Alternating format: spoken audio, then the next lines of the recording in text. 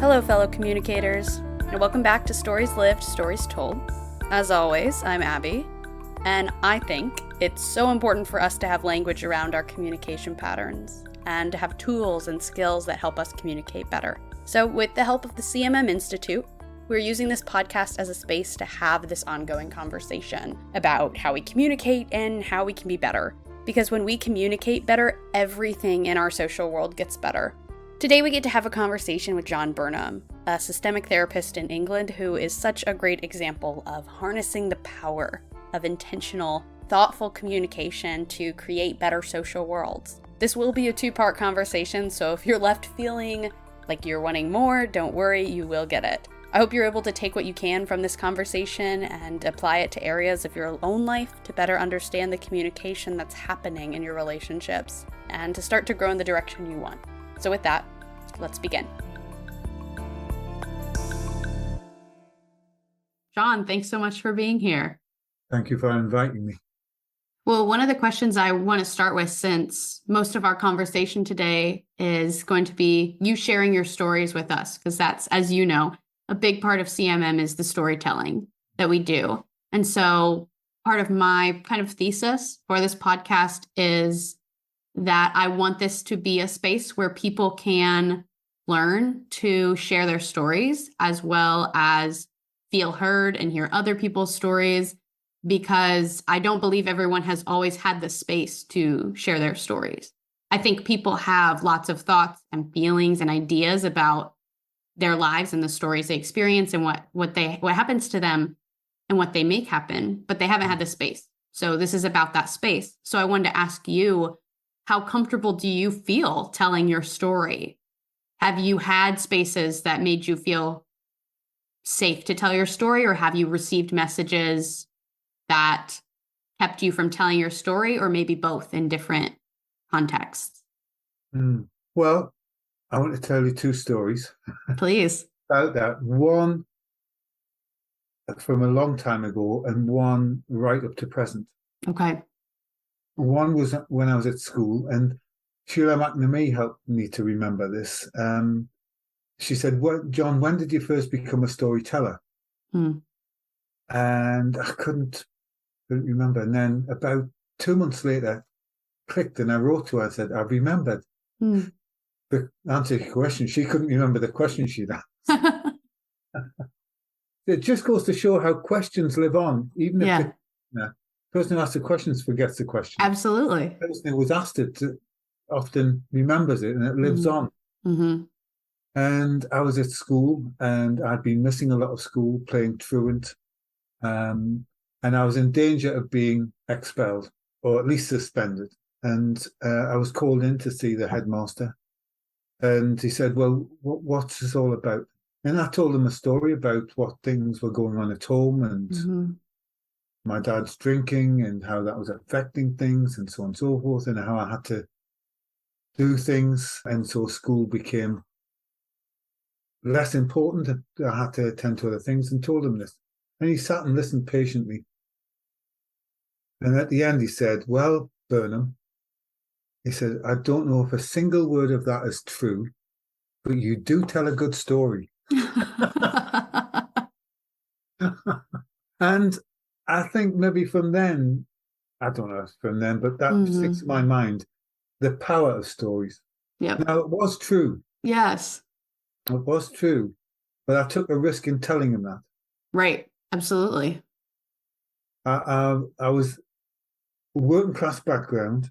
I was living in a working class family then, and it was a very middle class school. So telling that story about your disclosing personal distress and things like this, I had been mocked by some of the teachers for that. Wow. Yeah.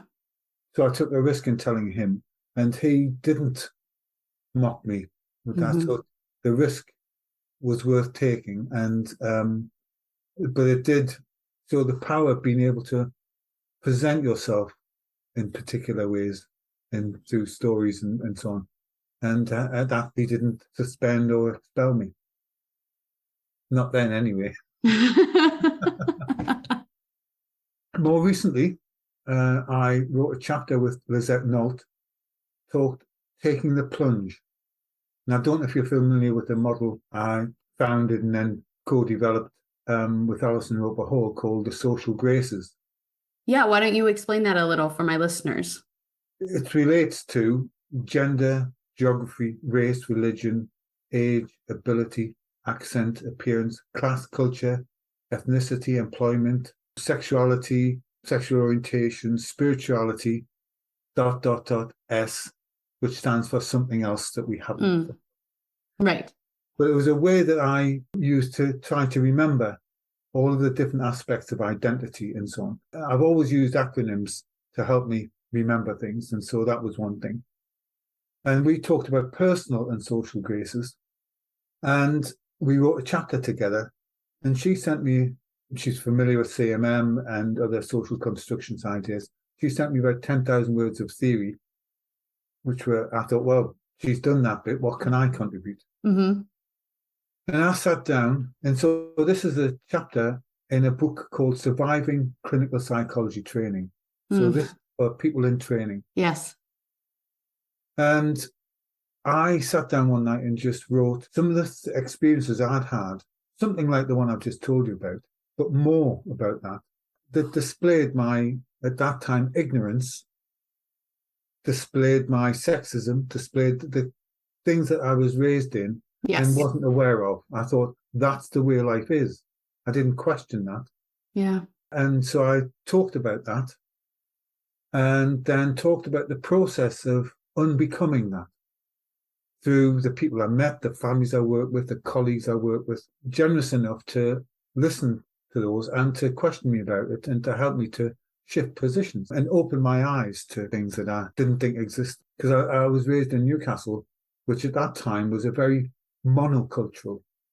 If we talk about cosmopolitan communication in CMM, it was very monocultural. And until I moved away from it geographically, that opened my eyes. Right. And so I talked about the experiences and the process of change. So I had to tell some stories which were people tend not to tell about. I think some people act as if they've always been woke. Right. Yeah. They've never had these ideas.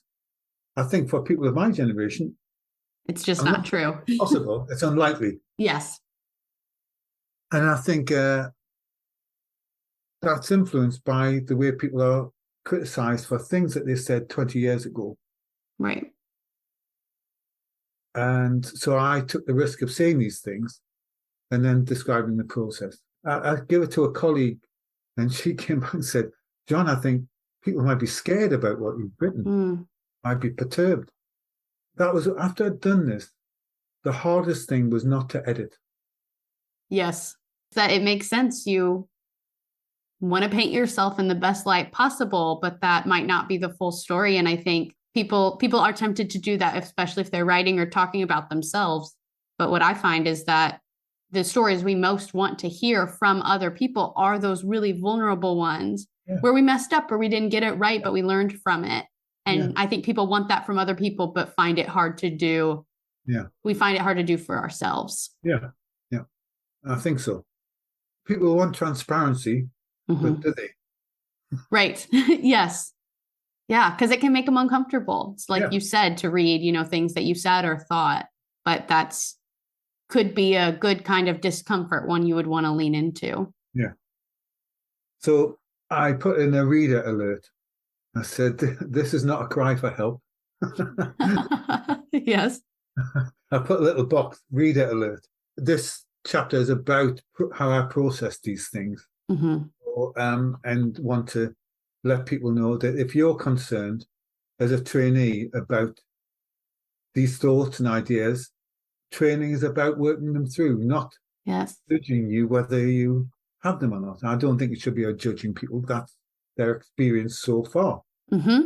How they move on with that and what they do with that is another matter. But until you let them out, they can influence you if you keep them quiet. But once they're spoken, it's easier. A nursing colleague of mine, who's now a family therapist, Mark Clegg, said, if it can be mentioned, you would say this to young people, if it can be mentioned, it can be managed. Absolutely. I think that's really powerful. I just love putting language to things because the experience I've had, like I said, I studied communication. And so in my classes, I was getting all this language for this is how we talk about this conflict style, or this is a dynamic that can happen in families, or this is a pattern that happens in interpersonal relationships. And it wasn't that those were new experiences for me. It was that I had known the experience and had the experience, but I didn't have language to talk about what was going on. And so when I got that language, to me, that's incredibly empowering because I do think if you can't name or put language to a problem, then you certainly can't address it in any way. So I bet that's really powerful, especially for those trainees. As it happens, other chapters in that collection were taking a similar position. And some of the feedback was, I wished I'd had this when I was training. It would have helped me be more open and so on.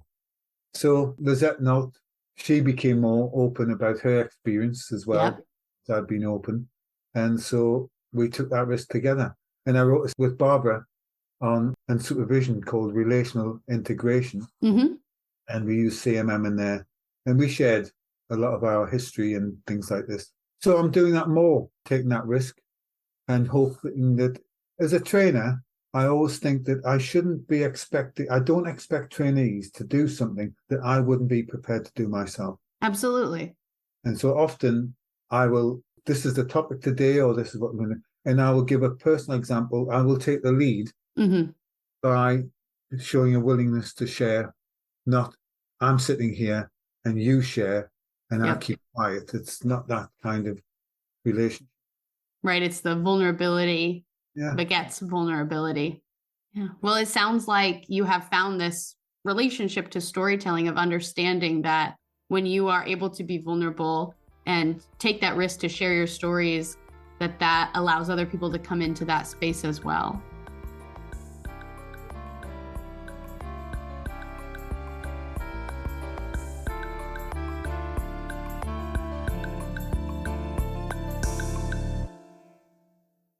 So yes, I think we've already, gotten into your story a little bit, but I would love to just ask still, because I do think it's ever changing. What is the story that you tell about yourself currently?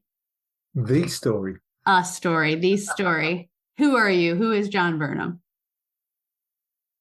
Well, I clinically work in the National Health Service and young people's mental health inpatient unit, and I devote my time mainly to eating disorders.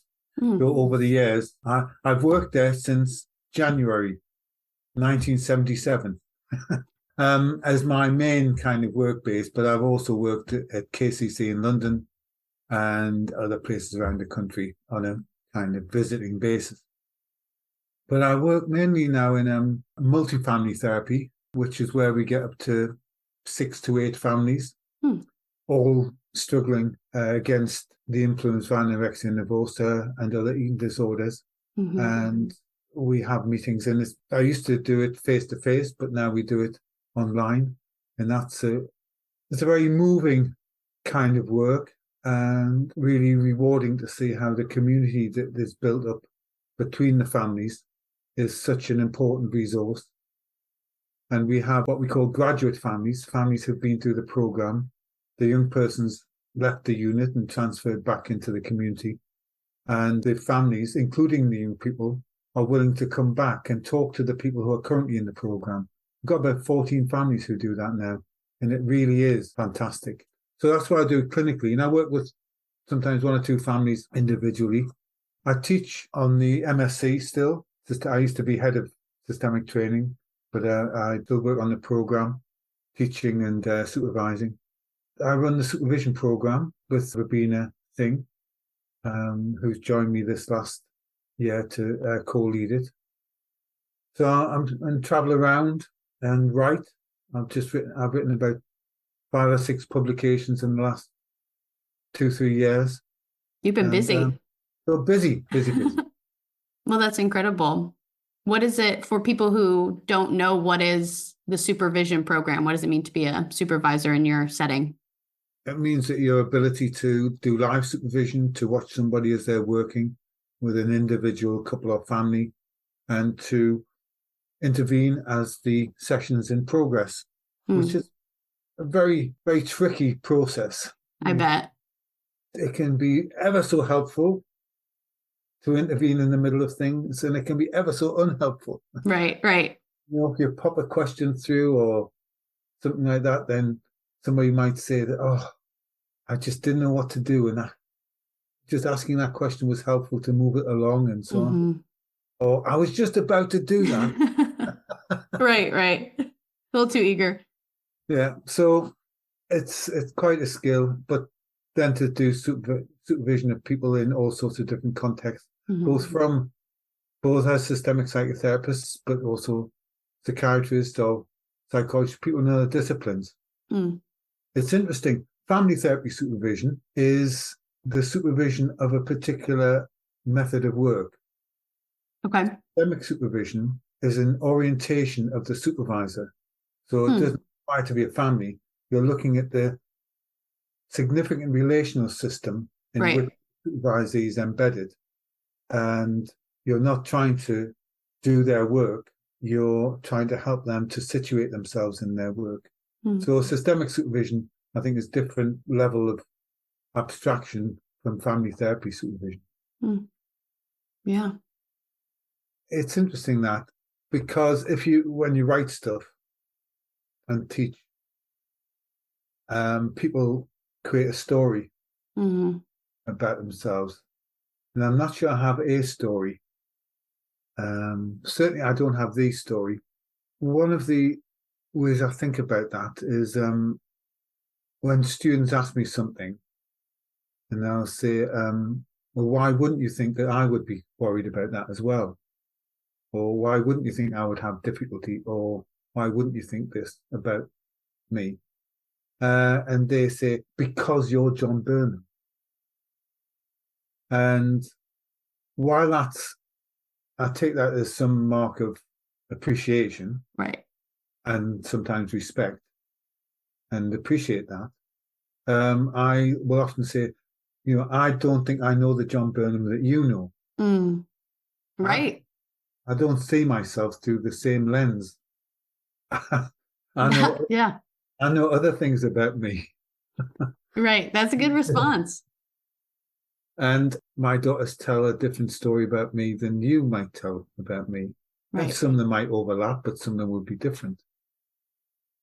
I often credited with being very humorous, and I do workshops on humor, and I use humor a lot. And that's come from humor as a survival thing in childhood. Right. In very difficult, conflictual, sometimes physically violent situations, or potentially physically violent. If you can say something funny, it often dissolves tension. Yes. People laugh instead of fight and being cross and things like that. So I learned that early on. So I don't know whether the context made me or I made the context, or some kind of... That's a very interesting question. Yeah. Typical relationship there. But I use it. And it's often given credit for that. We really love that humor in this and that and the other and so on. But sitting with my middle daughter one evening, and she was saying something, and I made a humorous crack. And she looked at me very kindly, but very seriously, and said, "Dad, you make a joke out of everything."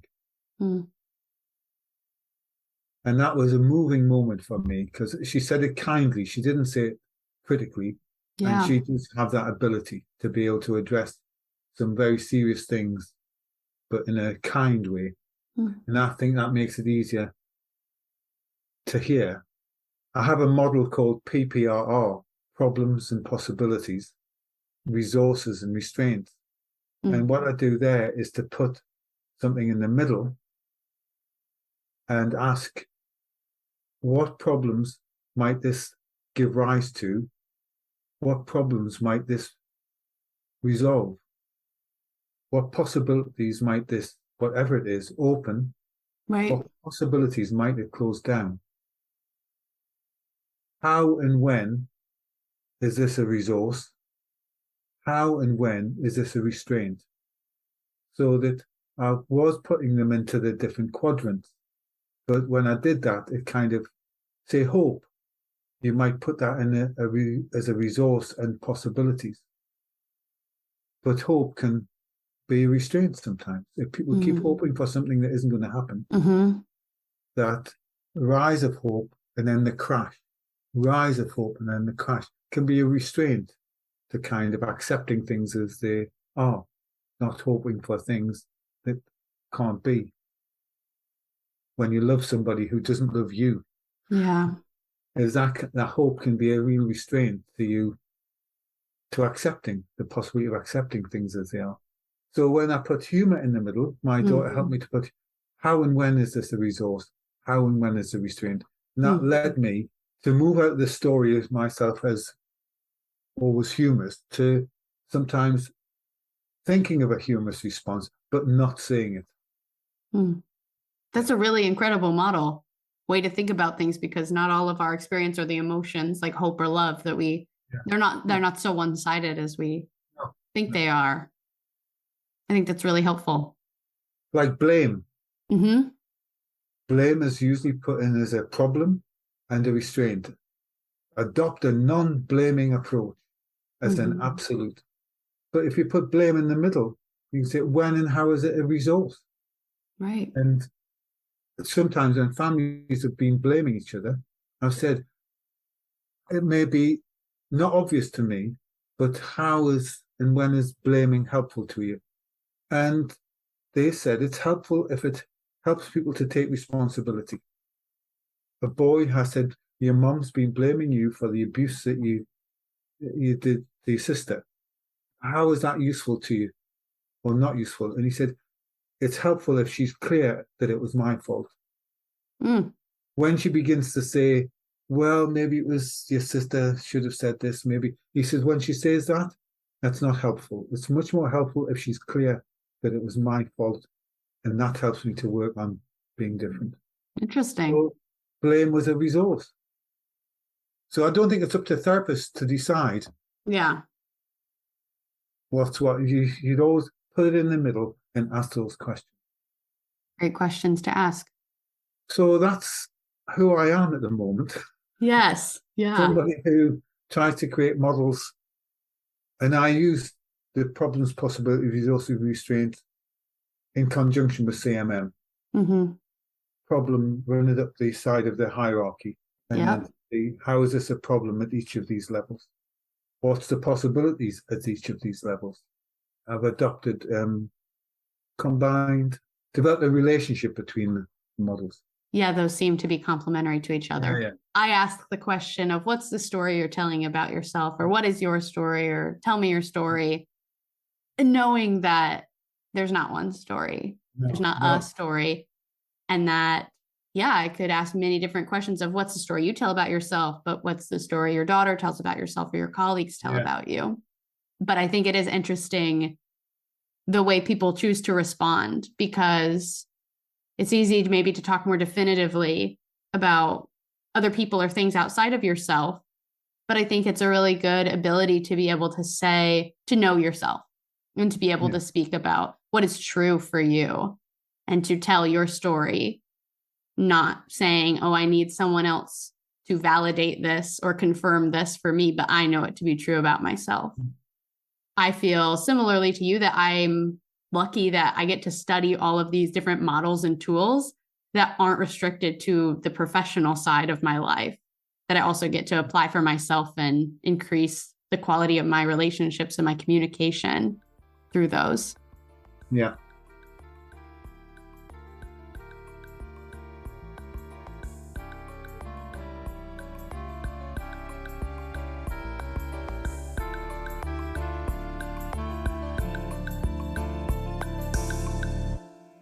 Well, since you brought up CMM, maybe we could just jump into that, and you could tell us the story of how you first encountered CMM and the role it's had in your life, your professional and maybe your personal life, if it's shown up there. 1982, I think was the time, in Kensington in London, Mm-hmm. in a church hall, 2 or 3 day workshop organised by an organisation called City Centre, which Peter Lang and Ros Draper were running, which was a independent therapy organisation. But at the very beginning, they were emerging, and Right. they organised this workshop. I don't know how they made contact. So Barnett Pearce and Vernon Cronin give this presentations about it, and then I think on day 2, a family come in, and my colleagues B.B. Speed and Philippa Seligman, the late Philippa Seligman, did an interview with this family. B.B. can't remember this. She says, I can't remember doing that. I said, yeah. Sticks with you, though. Sticks with you. And so they did an interview that evening before the next day's workshop. Barnett and Vernon analysed that interview. Next day, they presented that interview. We went theory, then we went practice. Then we took that practice and put it into their theory. Mm. And so that was really important and impressive, the way they did that. And it really made the theory not come to life. That's right. Become a living thing. Yeah. Mm-hmm. So yes, you can use this. I saw that interview and I've seen how they think about it. And that's so helpful. Yeah. To be able to think about that. And took me beyond my initial impressions of and then they explained, I think they did a strange loop with it and so on. Yep. So that was my first encounter with it. And I think I fell for it. Yeah. Then. And about them as people, they are approachable.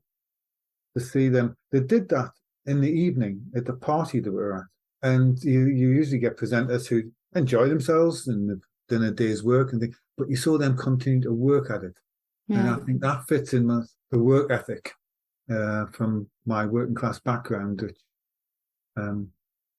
fit for me. They kept on working, and the next day that they came, I was really impressed by all that. Oh, absolutely. A number of the people I've talked to were able to first encounter CMM straight from Barnett and Vernon. Yeah. And I just think must be such a cool experience. I was never able to interact with Barnett Pearce before he passed away. I was, again, newer to this theory, but we talk about him so much, and I get to read his work. And I just think that he seemed to have such an inspiring presence to people. Yeah. And he was very kind. I wrote a paper called Approach, Method and Technique, which has been quite popular on courses as a framework. Mm-hmm. And I sent him that, and he wrote me which I've still got the letter. Oh. He wrote me a really positive, encouraging, and that was one of my first papers that I'd ever written. Wow. So that was in 1992. I published that, but he was so positive about it. So I was really pleased with how they did that. Mm. I also, in doing strange loops, I would work at them and so on. And I said to Vernon Cronin once when he was over, I said, Vernon, can you get all the strange loops to close? He said, oh, no, some just, and I thought, oh, why didn't you spend so much time? But I thought that was probably a good investment. If he'd said not all of them close, I probably would have given up earlier on working with some. And then I think another main influence of mine, Carl Tom, he took on CMM and used it and analysed it. So my development was supported by somebody who I really admired taking it on and validated that. So I used that a lot. And I wrote about it in a book I wrote in 1986 about using it. So I was taken with it. Yes. Straight away. And how has it continued to show up? How do you get to use it in your work or in your life? Well, I don't know if you use this term in the States, cheeky.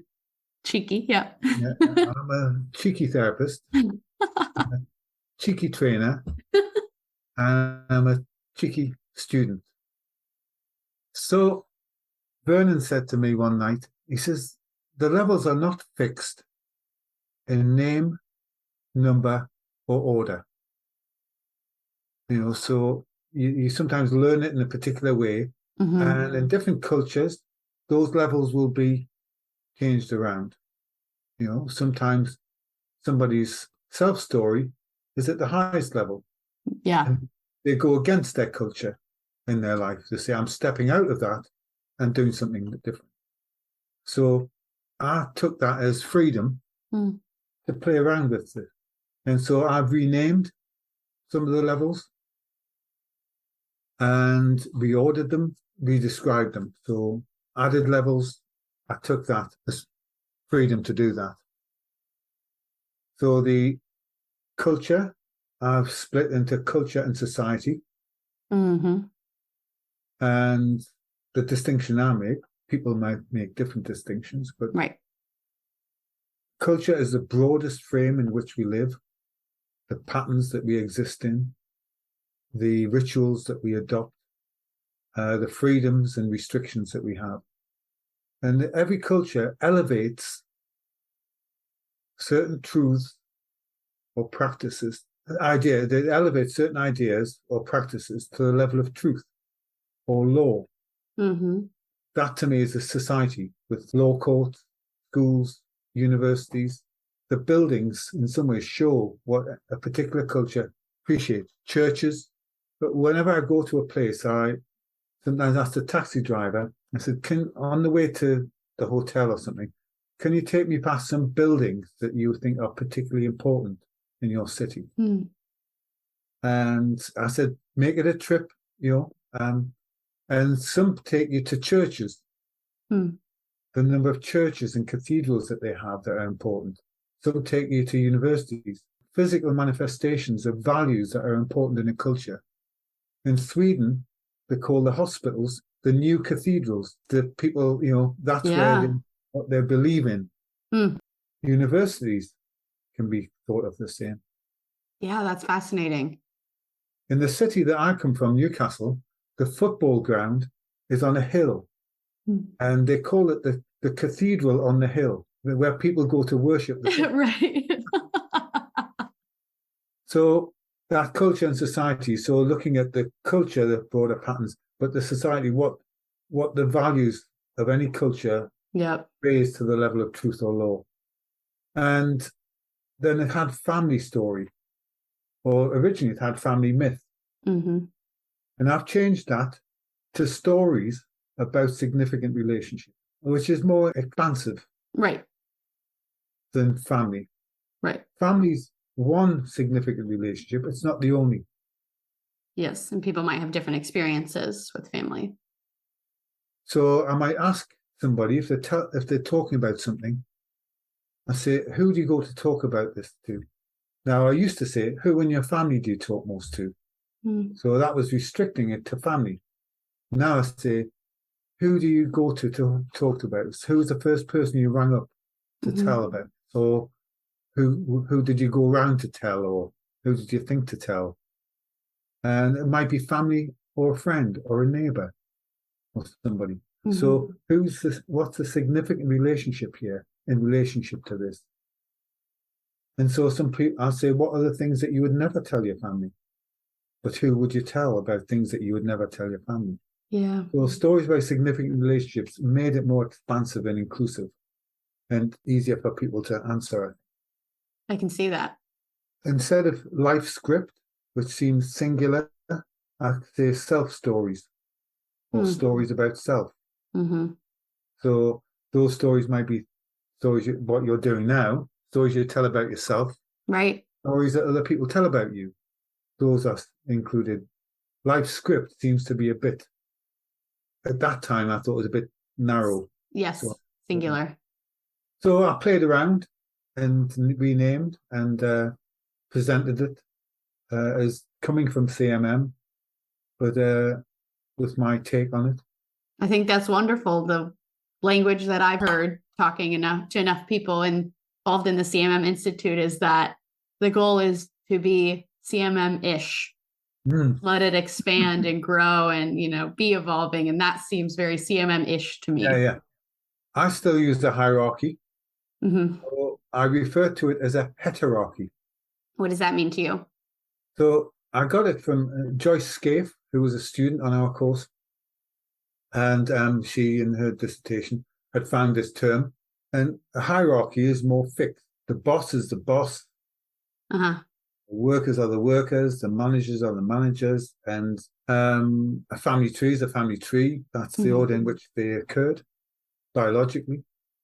And a heterarchy, I think it comes from radical feminism, where, or it's related to, I don't think heterarchy comes from, but that when a group faces an issue or a problem or a set of circumstances, a leader who has some knowledge and abilities in this emerges from the group as the leader in relationship to this task.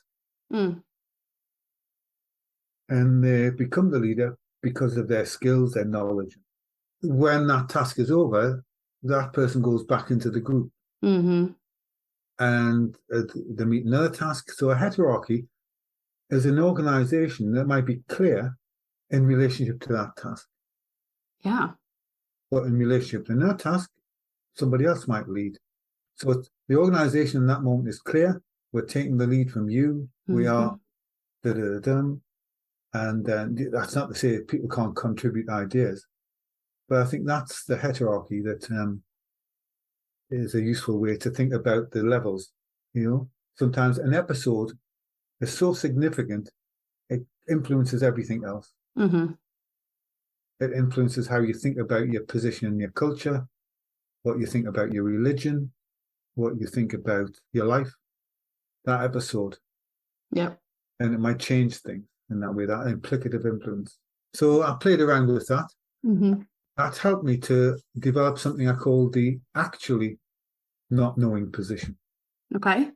Arlene Anderson said we should take a not knowing position. Even if we know stuff, we shouldn't use that as a basis. We should always be Hmm. curious and explore. Right, right. That's good. Then the second not knowing position was when I worked with Queenie Harris, psychiatrist, Indian woman, Christian, and we're very different, but we worked together for 25 years. When Queenie worked with Indian families, sometimes they got frustrated with her curiosity. Interesting. They said something like, we knew we had to explain this to the white doctors, but we thought you might know something about this. Interesting. And so that was problematic. And then we developed for Queenie and then myself with white families or any family that you had some similarities with, and Right. they had expectations based on that similarity. The Queenie would say, you know, that you might think that I would know something about these situations that you're talking about, but I'm going to ask you some questions that make it seem like I don't. Hmm. But I'm doing that to make sure we're talking about your experience of these events and not mine. Hmm. I do have experience of this, but I'm going to ask you some questions as if I don't. Right. That seems very CMM-ish to me as Yeah, well, yeah, with the meaning being attached. yeah, yeah. And it was a mystery that they couldn't understand the questions. So that was Hmm. giving some, so as if not knowing position. So that allowed you to acknowledge your knowledge, but think this may not be the same as yours. So that was the second kind of a not knowing position. Then the actually not knowing position is that, say, in an exercise to help people to detach themselves, not be restricted by their knowledge of the content of what people are saying, and help the person to process their experience using CMM. Hmm. I would ask you to think of something, and the students are working on this, to think of something that you have enjoyed in the last, you've been pleased with in the last. It could be something problematic, but in an exercise, I usually something that you've been pleased with in the last month or so. Okay. Doesn't have to be the world's most fantastic thing. So you would choose something, but I ask you not to tell me what it is. Mm. So I'm going to talk to you about this, but it's not with the idea of, I'm not trying to find out. I'm not trying to get you to tell me. I'm not trying to work it out what it is. I'm really not interested in that. I'm interested in the process. Mm. So I'd ask, were you alone when this happened? Did you plan for it? Did it happen spontaneously? When it happened, how long did it last? How long did it seem? What did it tell you about yourself? Who did you tell? You know, if there were some people in your culture here and listening to this, what might they be inspired about by Mm. by knowing about this? Who would question it? Who would be more skeptical? So I'm using that and not knowing what that happened, but helping them to explore the experience. Mm. And people have said, when I've said, you don't have to tell me what it is, they've chosen something that's been important to them, and they're freer not to have to say it Yes. to explore. Mm. So using CMM as a structure helps you to organize your not knowing and helps a person to experience things that happen to them. That happened, I used that first in sexual abuse when some young woman said, I don't want to say what's happened. Yeah. I thought that was because of my gender. And I said to one young woman, you don't have to talk to me. It might be difficult to talk to me as a man. You can talk to one of my female colleagues. And one young woman said, it's nothing to do with you being a man. Mm-hmm. I don't want to tell anybody this. Yeah. I don't want to tell anybody what actually happened. And so it was in that moment I said, I think I have a way of helping you to talk about it without you Yeah. knowing what happened. Do you want to try that? And she said, okay. So I began to explore the influence on our friendships, Mm. what she hoped our family would say to her, who responded in a way that made her glad she told, who responded in a way that made her regret that she told, Mm. and so on. So that exploring like that.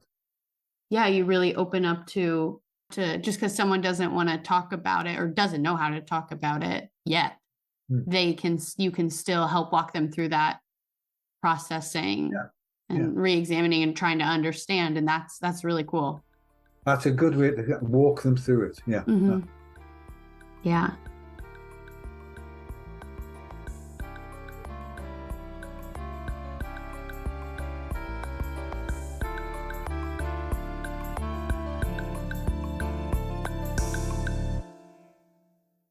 Outside of your work as a systemic therapist, what else are you passionate about? Passionate about as a systemic therapist, or just passionate outside my work? Outside of your work, can tell that your work is a very important part of your life and who you are. But I think a traditional question that people ask when meeting each other, or trying to get to know someone, oh, what do you do?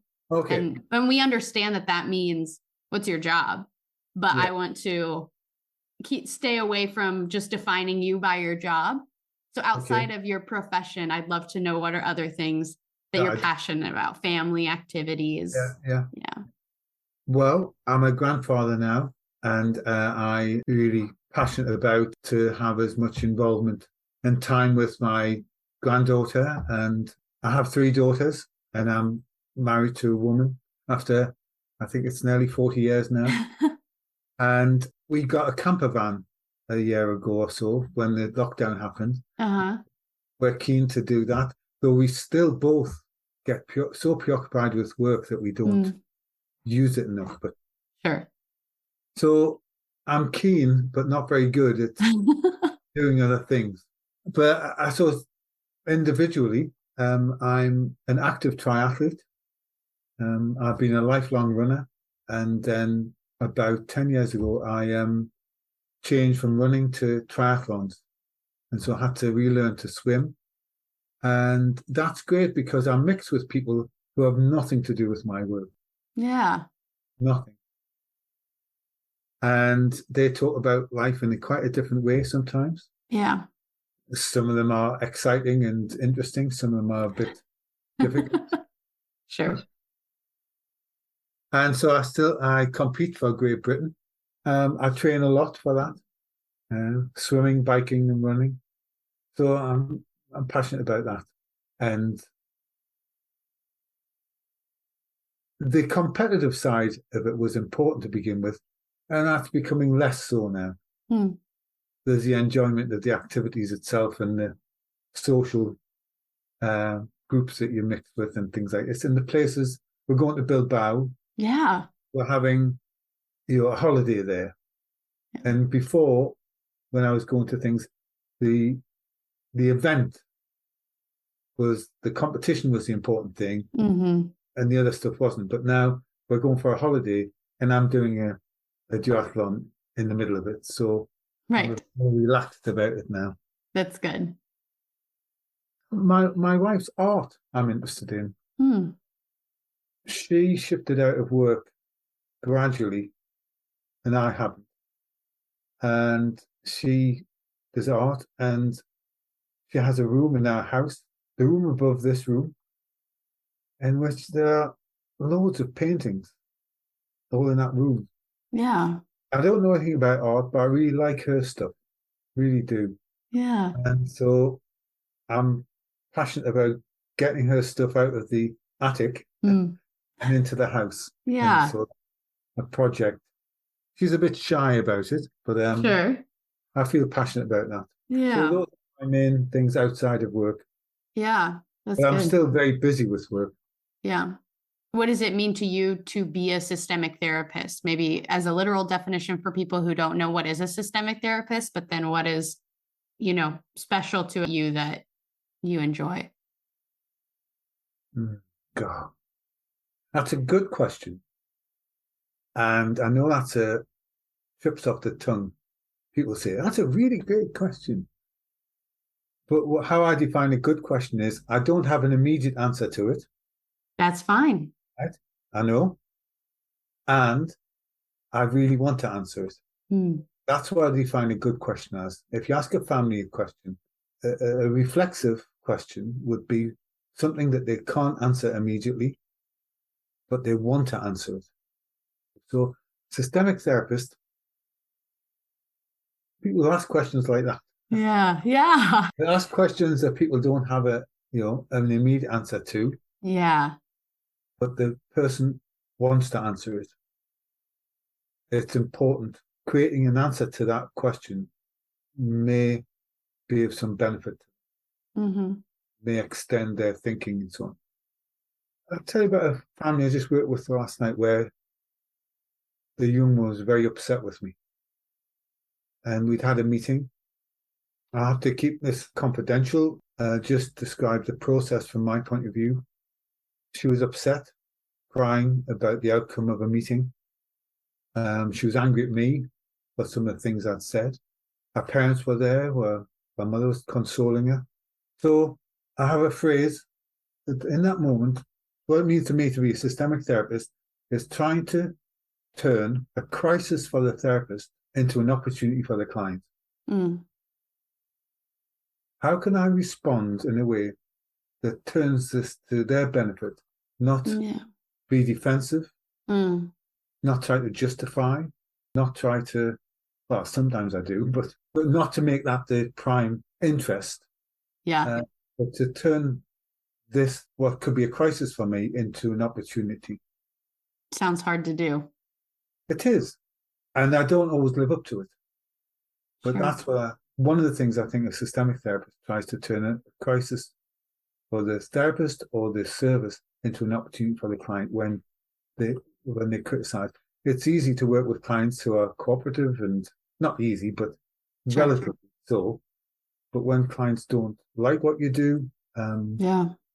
when they challenge what you do, when what you've done with the best of intentions has the worst of effects, Mm. how do you respond to that in a way that keeps the therapeutic space open? Now, I know other therapists will do that as well, but I'm talking about from our point of view. It means staying relevant. The older I get, the more I worry about being relevant, Mm. especially to young people.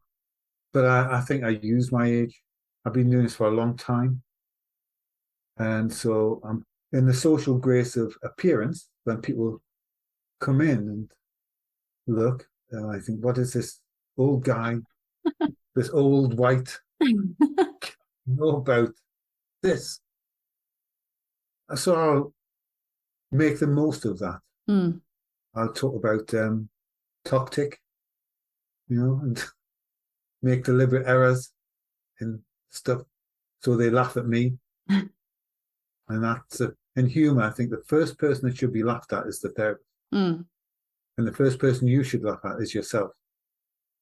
And I think that's how you introduce humor, to laugh at myself and invite them to laugh. And I think that softens the approach. And I think the systemic therapists, we've always been credited with introducing the unexpected. So one woman was crying after a disappointment that she wasn't going home as soon as she hoped. And I said, this may sound strange, but I'm glad that you're crying. I'm glad to see that you're so upset. Now, that's unexpected. You would expect to be sympathetic, to you're sorry, to apologize, to try and comfort. And so I found myself saying that. And she said, well, that's going to take some processing, isn't it? And I said, yes. I said, yep. do you know why? Why might I be pleased? I know it sounds strange, believe me, but why might I be pleased that you were so upset at hearing that news today? And then she generated 5 reasons why I might be pleased to see that she was upset. I had 2. Yeah. By not giving mine and saying, why might I be? And generating curiosity. Chakeen said to try and generate a curiosity in the mind of the therapist. I also think it's important to generate curiosity in the mind of the client. Absolutely. That might be about you and what you do. Yeah. So she generated those. And she went out still upset, but she had a different story about that upset. I didn't try to stop her from being upset. It was entirely understandable, appropriate. She was upset. Her hopes had been dashed in that meeting. Had a different story about being upset. She was upset because she wanted to do these things, because she was ready to go home, because she was confident in her family were ready to have her home again. Her friends were missing her and she was missing her friends. She had a life ready to go back to. That's why I'm upset. So I didn't try to stop her from being upset, but to create a different story around it. There's other things about being a systemic therapist, but I think that's part and parcel. Yeah, I think that's really incredible and a really good skill to be able to have. That really is like, you have to practice it, being able to lean into places of discomfort or things that are not the easy option, but maybe, ultimately the better option for you.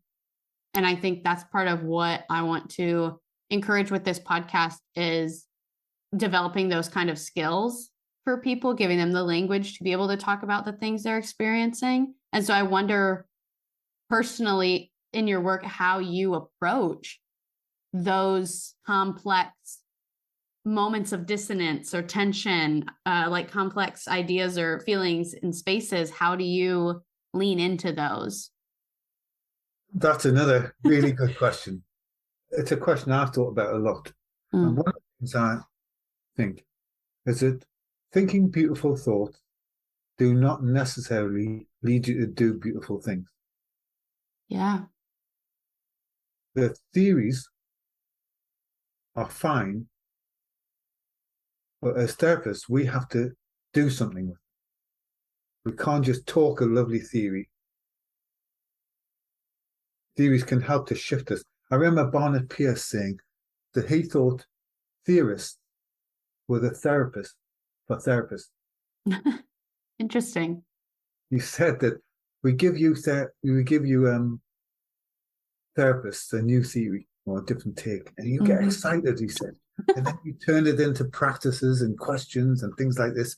He said, after a while, you get bored with it. So we have to come along with a new thing. Oh, what will we do with this? So he says, we keep you excited. That's good. And then you turn what we do into something practical. So I have some things about that relationship between the esoteric and the practical.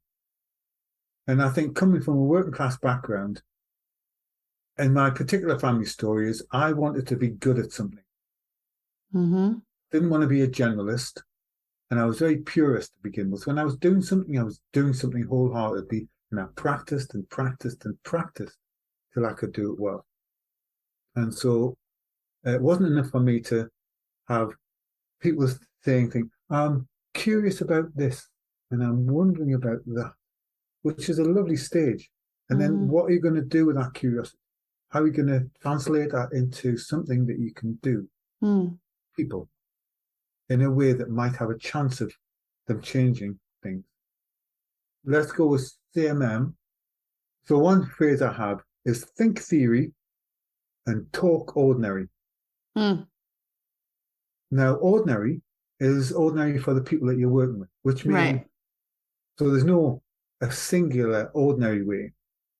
If I was talking to you, what's ordinary to you might be CMM. So I could talk to you in CMM language. Yeah, so, in a way it's accessible for people. Yeah. So I'm talking a language that you understand. If I'm talking to somebody else who has no idea about CMM, I listen to their language and I think CMM, but I'm talking in a way that. So yeah, well, this couple I was working with where physical violence, a man had been violent towards a woman. At one stage in the therapy, this wasn't the first session, but I had them stand up in the middle of the room and had him raise his fist, ready to punch. And she was standing. And we talked about this and she was okay to do this. And to have him like this, I said, this is at the point where you could decide to punch or not to punch. You can still decide. This is at that point in the process. At this point, let's imagine, so they're both standing up in the middle of the room. Let's imagine in that corner of the room, there are 10 people, 10 men from a culture that you regard as your own. So I wasn't saying what culture he was from. He could have all sorts of different people in his culture. So let's imagine 10 men from a culture that you regard as your own, and you turn to them and say, shall I hit or shall I not hit? So in that moment, I'm collapsing culture as an abstract concept into this decision. Yeah. And I said, so what would they say? And he said, they would tell me to hit. I said, why would they tell you that? He said, any woman that speaks to me like that can expect, okay, so that's what you think they would say. That's what you think. Not necessarily what they would say, but what you think.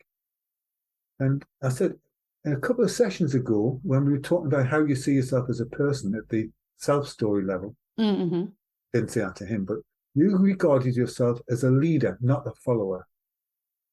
He says, yeah. I said, I'm a leader, not a follower. I said, so I'm wondering why you would follow what the other men would do. But when you think of yourself as a leader, why are you following what other men would do? So that's what in systemic terms, you talk about a contradiction with therapeutic potential. Yes. So what if you were to turn to those men and lead about not hitting? Because you said you don't want to hit. Yeah. You find yourself hitting and then regretting. So you don't want to. How would you lead them? They may not follow you, but how would you? So that's thinking theory and talking ordinary, turning something from abstract concepts to them. Then what about your children in that corner of the room? And you ask them, what would they tell you? So you're bringing the outside world into, using the different levels, but by people sitting in a corner of the room, by the children in the corner of the room, by bringing all sorts of different things. What about you as a younger man standing in that corner? And you ask, how would they help you to make a decision? So we're talking about decisions. And then he said his arm was beginning to ache. And I said, no, keep it there, keep it there. And he said his shoulder was aching for quite a few days after that. And I think that reminded him of the embodied experience. The thinking, the abstract thinking and so on, and the practical ways, how you role plays. I still role play on my own. And if I've got something, I think it's ethical not to do or say something for the first time with a client, if you can. Mm. So if I'm going to ask a particular question, the kind of questions that I was just saying then, I know this is going to sound strange, but I was quite pleased to see you upset. Yep. I rehearse asking that kind of question. And then what I do is to imagine different responses. What if she responds like this? What will I say? What if she responds like this? What will I say?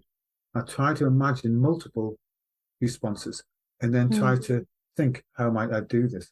With the intent of having her be glad that she responded, not regret. So how can I maintain therapeutic potential, whatever she says? So I'm ready in that way. She might always respond in ways which I don't understand. Right. But I try to prepare myself. Yeah. I think what you're getting at is something, I had a conversation in another episode with Alex Jaggiello, who was one of the fellows for the CMM Institute. And she did a project and she had some really great language around this process of starting with imagination, then genuine inquiry, and then embodiment. And that seems to be what you're talking about too, where you do have to start from this place of imagination. It's a really important step to let yourself spend time imagining the outcomes or imagining what could be. Because if you are given these narratives or these stories that you've internalized, like your client you just talked about has these deeply internalized patterns or messages that he's received, forgetting that he has a choice, you know? And so if you can imagine a different way of being, that's huge to begin with. And then you bring in the genuine inquiry, which is the curiosity, you know, and the gentle kind of leading or bringing other people into the conversation or asking questions of yourself. And then you embody what you imagined. And so if you have shied away from leaning into potentially uncomfortable situations, even if they're moments that could bring about growth, but you imagine yourself leaning in and begin to realize that you could be making a different choice. And then embody that. I think that's a wonderful way to be able to approach moments of dissonance where it's really easy to want to turn back. That's a lovely way to describe that. I like that a lot.